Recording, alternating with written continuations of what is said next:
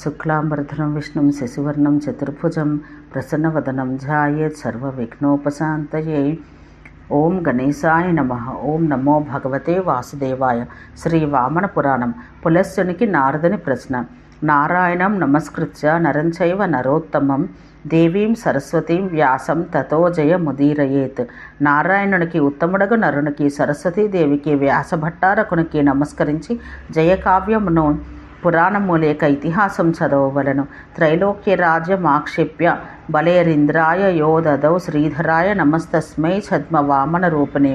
ముల్లోకముల వ్యాపించిన రాజ్యాన్ని వామనుడిని మాయావేశంతో బాలి నుండి లాక్కొని ఇంద్రుని కొసగిన శ్రీధరునికి నమస్కారం.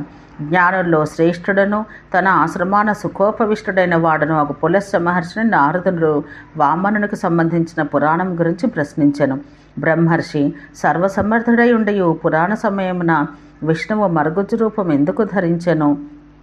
దైత్యశ్రేష్ఠుడకు ప్రహ్లాదుడు పరమ వైష్ణవుడైనను దేవతలతో ఎందుకు యుద్ధం చేశాడు? ఈ సంశయం నన్ను పీడిస్తున్నది, దీన్ని తొలగించుడు అని ప్రార్థించాడు.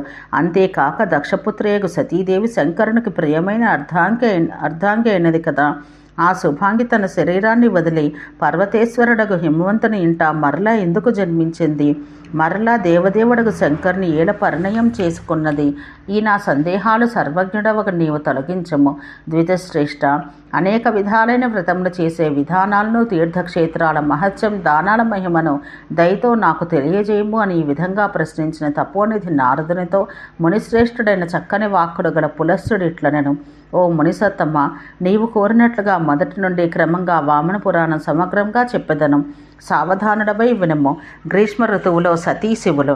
పూర్వం ఒక పర్యాయం గ్రీష్మ ఋతువు సమీపించుట చూచి మందరగిరిపై ఆసీనుడైన మహేశ్వరుని చూసి భగవతి హైమవతి, ప్రభు దేవాధిప, వేసవి సమీపించింది. వేడి గాడ్పులకు మండుటెండలకు తట్టుకొని మనం నివసింపదగిన గృహం నీకు లేకపోయేనే అనెను.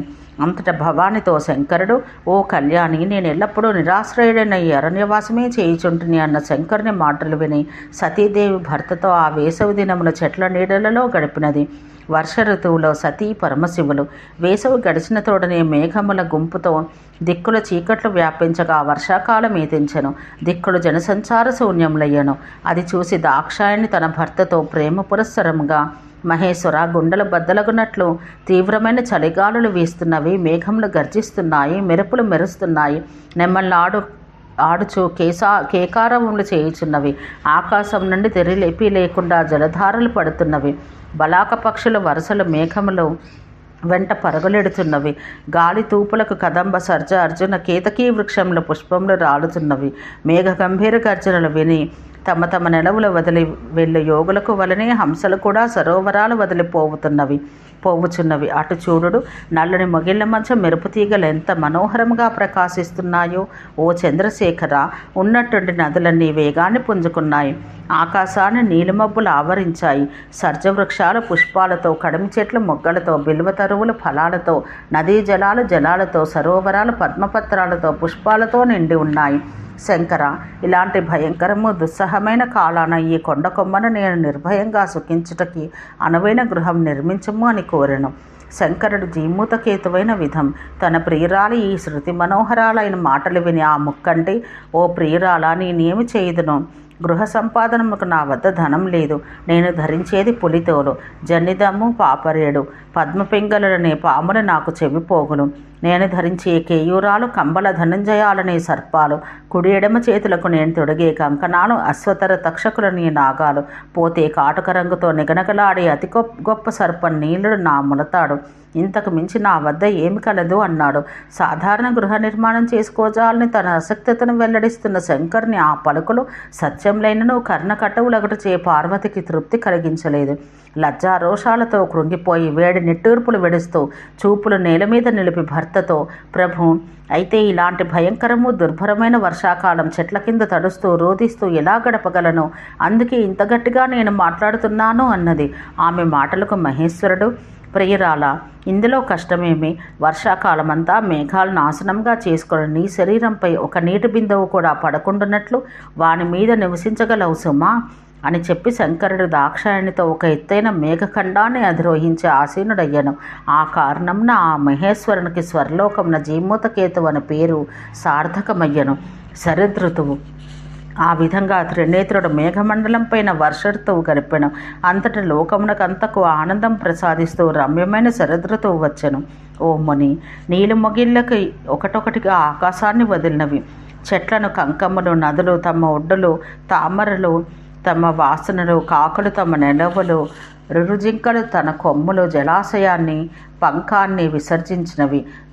కొలకులలో తామరలు, ఆకాశాన తారకలు, జలాశయాల్లో నీరములు, సాధుజనుల అంతరంగాలు, దిశాముఖాలు, వీటన్నింటితో పాటు శశాంక కాంతులు నైర్మల్యాన్ని సంతరించుకున్నాయి. అలాంటి మనోహర వాతావరణం సమీపించగానే హరుడు దాక్షాయణితో మేఘమండలం నుండి దిగి మందరగిరిని చేరను. ఆ కొండ కొమ్మన చక్కని సమతలమైన రాతి అరుగు మీద జ్యోతిర్మయుడైన శంభుడు సతితో కూడా విహరించను.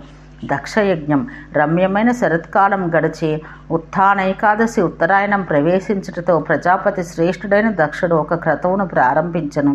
ఆ యజ్ఞానికి ద్వాదశాదిత్యులను, ఇంద్రాది దేవశ్రేష్ఠులను, కశ్యప మహర్షిని ఆహ్వానించి సదస్సులను గావించెను. సువ్రతుడైన అరుంధతి వశిష్ఠులను, అత్రి అనసూయలను, ధృతి కౌశికులను, అహల్య గౌతములను, అనసూయ భరద్వాజులను, చంద్ర అంగీరసులను దక్షుడు తన యజ్ఞానికి ఆహ్వానించి ఆ వేద విధులైన సద్గుణ ఖనులను యాజ్ఞికులుగా నియమించెను. అహింసాదేవి సమేతుడైన ధర్మని పిలిచి ఆ యజ్ఞవాటికకు ద్వారపాలకునిగా ఉంచెను. అరిష్టనేమికి సమిధలు కొనివచ్చు పని అప్పగించెను. భృగు మహర్షికి మంత్ర సంస్కార బాధ్యత ఒసగెను.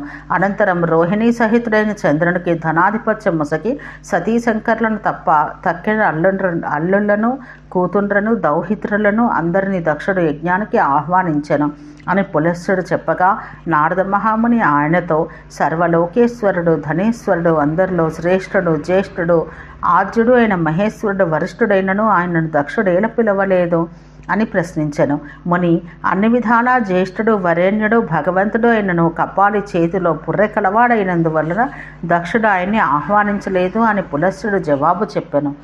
ఓం శాంతి శాంతి శాంతి.